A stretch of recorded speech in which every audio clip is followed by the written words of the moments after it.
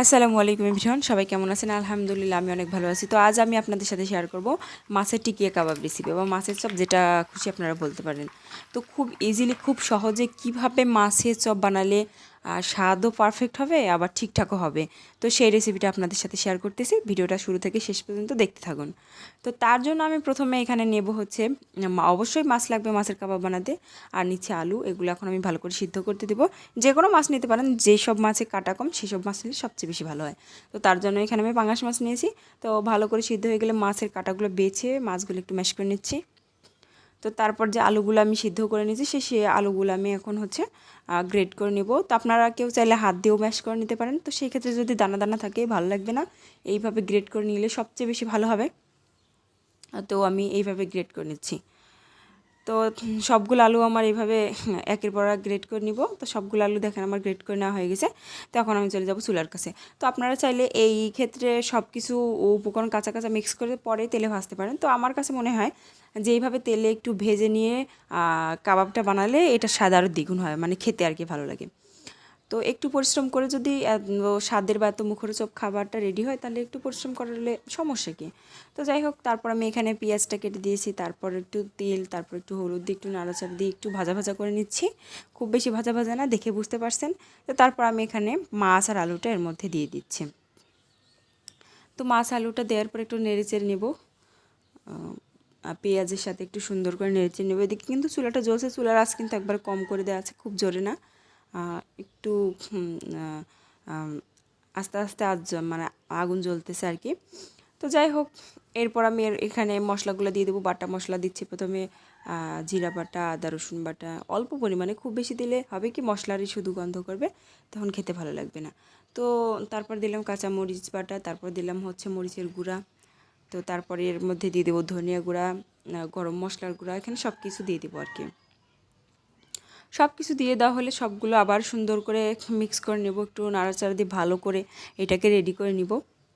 তো লবণও দিব এর মধ্যে, আপনাদের টেস্ট অনুযায়ী এখানে লবণটা অ্যাড করে দেবেন। এটা তো আপনার চেখে দেখতে পারবেন, কেননা এটা হচ্ছে আপনার সব কিছু রান্না, সব কিছু সিদ্ধ করে নেওয়া হয়ে গেছে। এটা টেস্ট করে দেখতে পারেন, টেস্ট করে দেখে আপনারা লবণটা দিতে পারেন এর মধ্যে। তো তারপর এর মধ্যে দিয়ে দিলাম হচ্ছে ধনিয়া পাতা দিলাম বেশি করে। আপনারা যদি কম পছন্দ করেন কম দিবেন, আর যদি কেউ ধনিয়া পাতা ফ্লেভারটা পছন্দ নাই করেন তাহলে নাই দিবেন, তারপরেও কিন্তু খেতে অসাধারণ হবে।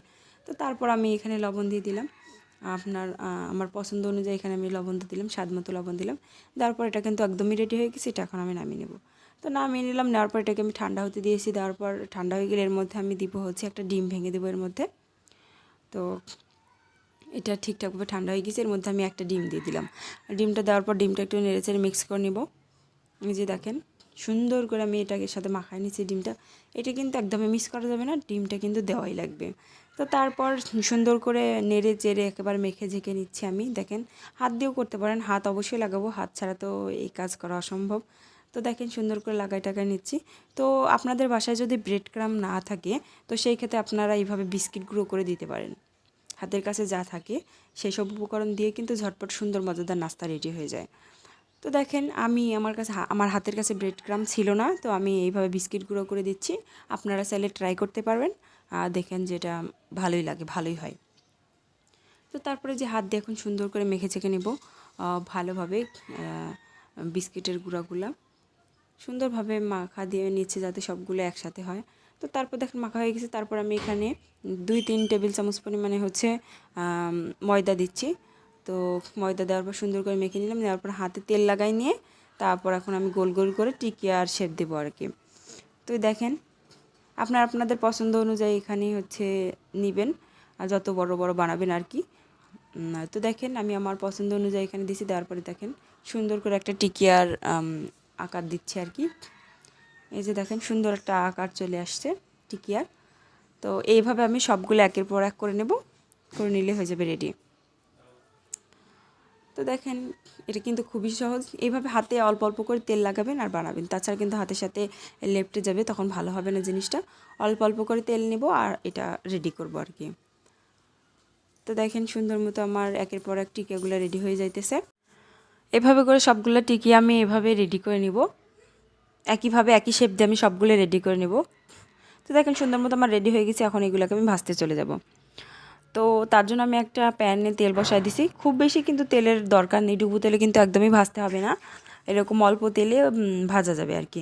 আর চুলার আঁচটা আমি একদমই কমিয়ে দিয়েছি। দেওয়ার পর এখন আস্তে আস্তে এপিট ওপিট সুন্দর করে উল্টে পাল্টে ভাজি নেব। তো সুন্দর একটা কালার চলে আসলে কিন্তু হচ্ছে ওই পাশে একটা কালার চলে আসলে কিন্তু ওই পাশটা আমি উল্টে দেবো। আর হচ্ছে যেহেতু এটা আগেই রান্না করা আছে, সব কিছু জিনিস সিদ্ধ করা রান্না করা, সেহেতু এটা সময় নিয়ে ভাজলে আরও খেতে ভালো লাগবে। তো আমি চেষ্টা করি সবসময় আমার ফ্যামিলিকে এরকম হাতে মানে বাসায় তৈরি করে দেওয়া সব কিছু নাস্তা দিতে আর কি। তো আপনারা চাইলে বিকেলবেলা এটা কিন্তু খেতে পারেন, বা অতিথিরা আসলে তাদেরকেও এটা দিয়ে আপ্যায়ন করতে পারেন। এটা কিন্তু অনেক মজাদার আর একটা হেলদি নাস্তা। তো বাসায় কিন্তু আপনারা অবশ্যই ট্রাই করবেন, আর আমাকে কিন্তু অবশ্যই কমেন্ট করে জানাবেন। আর ভিডিওটা যদি ভালো লেগে থাকে অবশ্যই কিন্তু শেয়ার করে দিবেন, আর কমেন্ট করে কিন্তু জানাবেন আমাকে। তো তারপর আমি এই যে এগুলো কিন্তু সুন্দর মতো ভাজা হয়ে গেছে, এগুলো আমি আর বেশি ভাজবো না, এগুলো আমি এখন উঠিয়ে নিচ্ছি। এটা দেখতেও যেরকম সুন্দর হয়েছে, স্বাদেও কিন্তু সেই রকম হয়েছে। তো দেখেন এখন আমি আপনাদেরকে পরিবেশন করে দেখাচ্ছি সসের সাথে, তাহলে তো আর কোনো কথাই নেই, জমে গেল বিকেলটা। তো যারা যারা আমার ভিডিও দেখে চুপি চুপি চলে যান তারা কিন্তু অবশ্যই আজকে একটা কমেন্ট করবেন, আর লাইক করে কিন্তু আমাকে উৎসাহ দিবেন। তো আজকে এই পর্যন্ত, সবাই ভালো থাকবেন, আমার জন্য দোয়া করবেন। আল্লাহ হাফেজ।